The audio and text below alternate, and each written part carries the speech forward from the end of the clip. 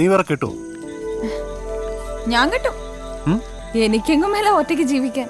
പക്ഷേ കുറച്ചുകൂടി ബെറ്റർ ആയിട്ടുള്ള ഒരു ലൈഫായിരിക്കും അത്. കുറച്ചുകൂടി ബെറ്റർ ആയൊരു ഞാൻ. എന്നിലുണ്ടായിരുന്ന കുറേ പ്രശ്നങ്ങൾ ക്ലിയർ ചെയ്യാൻ എനിക്ക് പറ്റിയിട്ടുണ്ട് നമ്മുടെ വഴക്കുകളിലൂടെ. നീ ഒരു അസല് ഭാര്യയായിരിക്കും. ശരിക്കും ശരിക്കും നിനക്ക് പറ്റിയ ആളാണ് വരുന്നതെങ്കിൽ. ഞാനീ പറയാൻ പോകുന്ന ഒരു ഉപദേശമായിട്ടൊന്നും നീ കരുതണ്ട.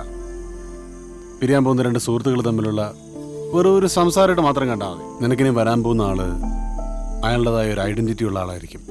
അയാൾക്ക് സ്വപ്നങ്ങളും പ്രതീക്ഷകളും ഉണ്ടായിരിക്കും. അതിന് നീ മുഴുവനായിട്ട് വഴങ്ങി കൊടുക്കണമെന്ന് ഞാൻ പറയില്ല.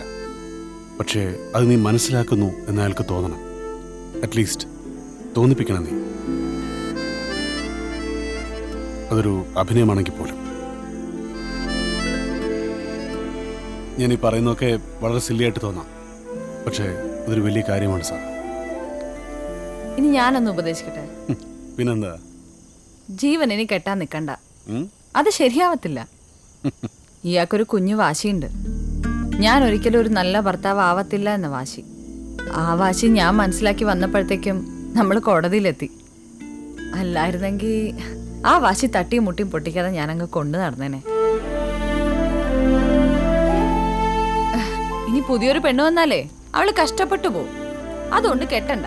ഇങ്ങനെ ക്യാമറയും തൂക്കി നടന്ന ഫോട്ടോ എടുത്തോണ്ട് ഫ്രീ അല്ലേ? ഫോട്ടോയുടെ കാര്യം പറഞ്ഞപ്പോഴേ ഞാൻ പോകുന്നതിന് മുമ്പ് ഒന്ന് ക്ലിയർ ആക്കണമെന്ന് തോന്നിയൊരു കാര്യം. എന്നാ ഫോട്ടോഷൂട്ടിലെ മോഡലിൽ ഞാൻ അതെനിക്ക് അറിയായിരുന്നു. ഡിവോഴ്സിന് എന്റെ സൈഡ് സ്ട്രോങ് ആക്കാൻ ഇത് ഗുണം ചെയ്യുമെന്ന് വക്കീല് പറഞ്ഞോണ്ട് മാത്രം ഞാനിതൊരു തെറ്റൂന്നേ ഉള്ളൂ. എനിക്ക് പക്ഷെ അതല്ല. അന്ന് എന്തിനാ കോഫി ഷോപ്പിൽ അവന്മാരെ തല്ലിയ? കോഫി ഷോപ്പില് ഈ യവന്മാരുടെ മുന്നിൽ നമ്മുടെ കള്ളി വിളിച്ചത് അതായിരിക്കും ഒരു ഷോ. ലൊട്ട അതങ്ങ് പൂപ്പാറ പള്ളി പോയി പറഞ്ഞാ മതി. അന്ന് നിനക്ക് ഒരുപാട് നഷ്ടമുണ്ടായി. ആ ടേബിളും ചെയറും ഒക്കെ. I am sorry. എന്തിനാ സോറി?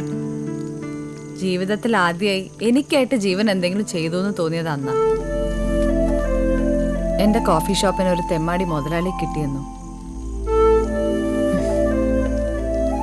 എനിക്കൊരിക്കലും മറക്കാൻ പറ്റാത്തൊരു ദിവസം അത്.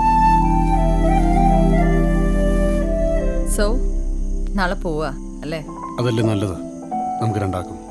ഞാൻ മോണ്ടഡാണെന്ന് ഇതുവരെ തോന്നിപ്പിക്കാൻ കഴിഞ്ഞില്ലെങ്കിൽ അത് തന്നെയാണ് നല്ലത്.